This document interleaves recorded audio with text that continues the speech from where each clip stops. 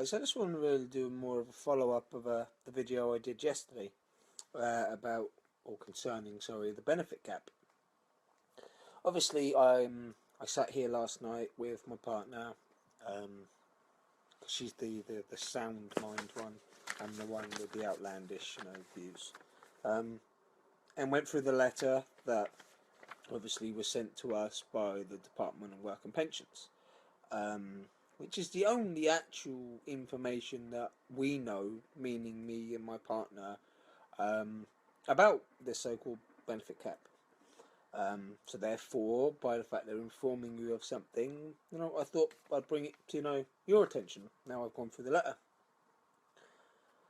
The letter starts off by, telling you that obviously there is going to be a benefit cap, and that housing benefit may go down by £50 a week. It says may, but take into mind this is still DWP, Department of Work and Pensions, the ones that pays my partner her job seekers for me and my partner.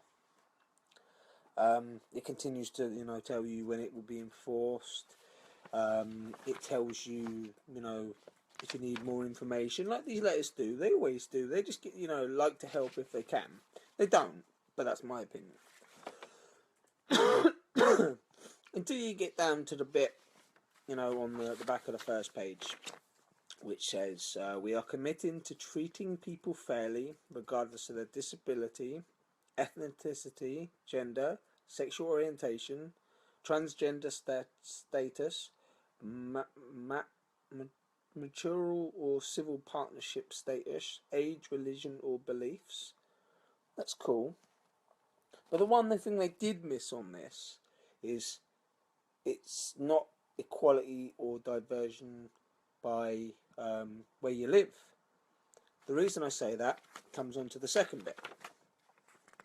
Because my view of a benefit cap, obviously I do these videos so that you guys can correct me or back up what I'm saying, is to put a cap on all people that receive state benefit. Regardless of the state benefit, there will be a cap.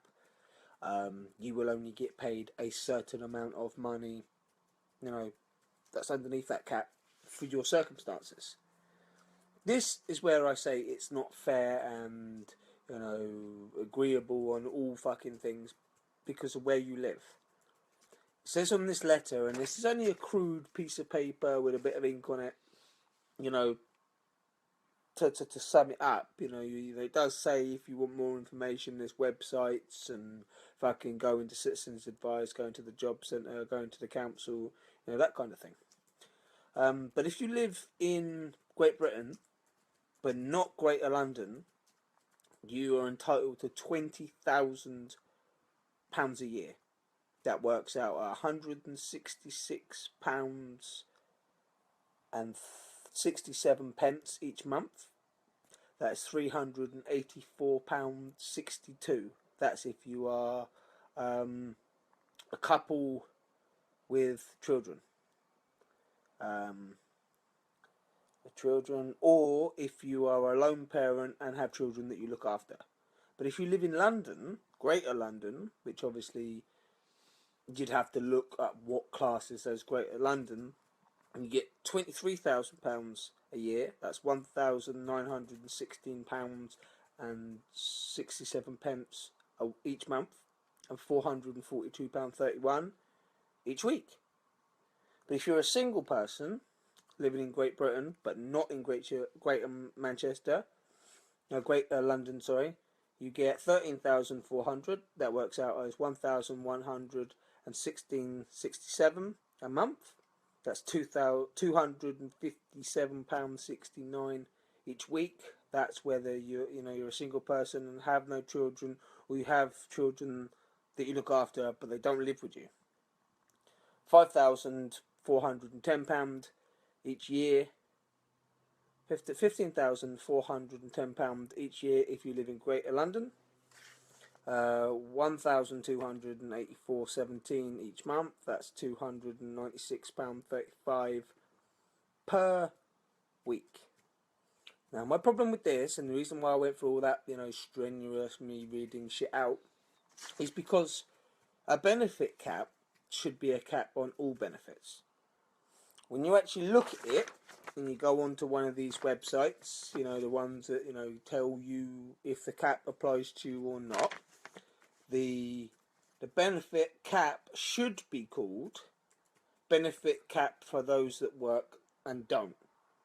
The reason I say that is because me and my partner, we get child benefit, child tax credit, which you would get if you have children under the age of 16.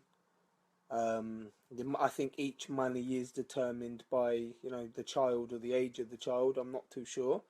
We also get housing benefit, which pays for the roof over mine, my partner's head, and my children's. We also get job seekers. That is the money that me and my partner live on. I don't know how everybody else views the money. Obviously, this is more talking towards the people that are on state benefits like myself. That child benefit and child tax credit is kind of what it says on the front for your children. So for your children's clothes, for your children's food, for you guys that live in England that, you know, have to pay for your prescriptions, would pay for their, you know, prescriptions and shit. And the job seekers would be the money that me and my partner would receive. When you know, go on to job seekers and you fill out all the forms and you do their waiting period and shit, they send you a letter which says the law says that you have, you know, you have the right to get X amount of money per week per person. Yeah. Anyone, like I say, anybody on job seekers, you'd know that. Obviously, I don't know how that will come into this benefit cap, but on a later date, I will be having an interview with the job centre. As anybody knows, there's a couple that is on job seekers, one that does the signing, and then like once, twice, maybe even 3 times a year, the partner goes in and obviously has a chinwag. But if you work, the reason, getting back to what I was saying about the reason I think it should be called the benefit cap for those that work that don't, is because if you work, yeah, you are still entitled to housing benefit. It may not be very much housing benefit, but you're still entitled to housing benefit. You get child benefit, but you lose child tax credit, and that is replaced with working tax credit. But that's still a benefit, you know, but it doesn't come under the ones that are under this cap. I'm going now to list off to you guys the benefits that do come under this cap. That is child benefit, child tax credit, employment and support allowance, except when it is paid with the support group amount. Not too sure what that is. Obviously, guys, if you know what it is, please, you know, drop it down in the comments. Housing benefit paid directly to you or to your landlord. Some housing benefit does not count. It does say, please see below. Incapacity benefit, income support, job seekers, maternity allowance, several disablement allowance, universal credit, widows parents allowance, widows mother allowance, widows pension including the age relevant something, I don't know what the last fucking word is. But ones that don't come under it are working tax credit, attendance allowance, carers allowance, disability living allowance, guidance allowance, industrial injury benefit, personal independence payment, the support group amount of employment and support allowance, war widow and war widowers pension, war pensions, armed forces comprehensive schemes, and armed forces independent payments. If you're any of the last ones, it doesn't count. In my mind, regardless of the individual cases of the people, they are still benefits. You still claim money from the state, regardless of whether you claim the job seekers one, the council tax one, the housing benefit one. You know, they are all benefits. Now on this piece of paper, you know, obviously, sorry for the drawing on it, but they're all benefits listed in this box up here, And these benefits all listed in this box here. But the difference is, they get, somebody, some big wig in DWP. I blame DWP at this present moment in time, is because it's their stamp on the letter. Has come up and said, well, these ones are under the cap, and these ones are not under the cap. Obviously, like I say, if you believe that, obviously, these benefits, because these are the benefits that you see on Channel 4 and Channel 5, Benefit Street, that kind of thing, that's these ones. Obviously, it does include these ones as well, do you know what I'm saying? But this is the more publicised ones. These are the ones that, are bad on the establishment. So, we get beyond that point. I know it's turned into a very long video, and it's a lot of information for people to think, and everyone's mostly going, why are you whinging and moaning? You're getting money from the state. Yes, I understand that I claim money from the state. Well, go on, Robbie, how are you doing, my friend? I understand that I'm claiming money from the state. But it's not like I don't want a job. It's not like my partner doesn't want a job. It's not like I am not willing to take a job that is going to take me off benefits. And I mean off benefits. Because the whole problem that we're having at the moment in time with benefit cap, or my assumption or my reasoning to why they're putting a benefit cap, is because the state can no longer keep that safety net for people on unemployment as unemployment has exploded. So they're trying to wean as many people off of unnecessary benefits, or unnecessary amounts of benefits. I do think this should be done in a more audited kind of way, individual cases being looked at. Obviously, when you join job seekers, and I believe every time that you turn up to sign on, every 2 weeks, every week, whichever is your allotted time, they ask you if your circumstances have changed. I don't know how many of you in the back of your minds have gone, no, I'm still looking for a fucking job, you're still not fucking helping me, what are you doing here, why are they paying you? These are the kind of things that obviously I had in my mind while signing on. But as any of you that do know that, that sign on, you can't say these things, or obviously you are at risk of losing your money. It shouldn't be like that. It shouldn't be blackmail, to get money to live. Some of you out there are most probably saying, well, most of the people on benefits don't need to be on them, or they don't work. I've even got an answer for you for that one. Why would you want a group of people to go to work when they can quite happily not live, not survive, but get by on the dole? Have your rent paid for you, have money paid every week, every fortnight to you, and you don't have to do anything for it. I know some people are going to say, oh, but that's you. No, I would quite happily like to do a job that gets me off benefits.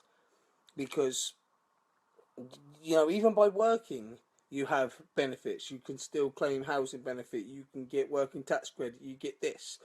So when they say benefit cap, they select the benefits in which they wish to cap. They also decide what part of the country deserves to, get more money, and people are going to say, yeah, but housing in this area and that area is, the same. It's not the same, sorry. House prices in London are more pricey than they are in Inverness. Then if that's the case, if the DWP are now getting together with, I can only speak at the present moment in time for Highland Council, because that's the council that I would deal with, then all council properties, whether they're 1 bedroom, should be set at one price, 2 bedroom set at another price, 3 bedrooms set another price. Now, as long as they belong to the council. Obviously, you would have to have a different way of looking at it for people that are in private let accommodation. Because at the end of the day, I love the fact that the council have given me the property for my children and for my partner and me to be able to enjoy, but we don't, the house doesn't, go up in value or down in value, but the rent still goes up and down. Do you know what I'm saying? You don't pay for any more or less services. The services just get more expensive, even if you don't use the services. The council say that your rent is to maintain the property. How many of you out there that obviously live in Scotland or live in the bracket of the Highland Council have had repairs that have needed to be done on their houses and have had to wait weeks, days, months to be done, even if they haven't been done up till now.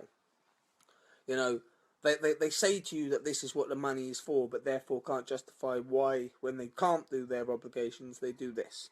But obviously, benefit cap, in my mind, is a bad idea. It's a euthanasia program for the poor.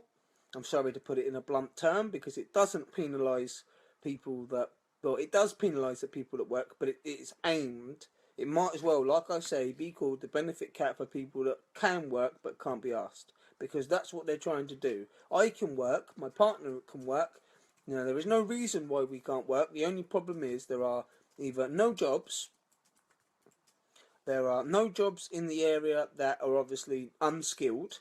So, you know, you don't need anything. You just turn up on a day and they show you what they want you to do. 3, you know, as my partner found when she went to a job interview, if you don't drive or have your own transport and you use public transport to get to jobs, or even job interviews, a job's not going to take you if you turn up on a bus. See, age old saying, you know, how are you going to get to work every day? Oh, I'll use the bus. What happens if the bus doesn't turn up? Well, then I won't be at fucking work.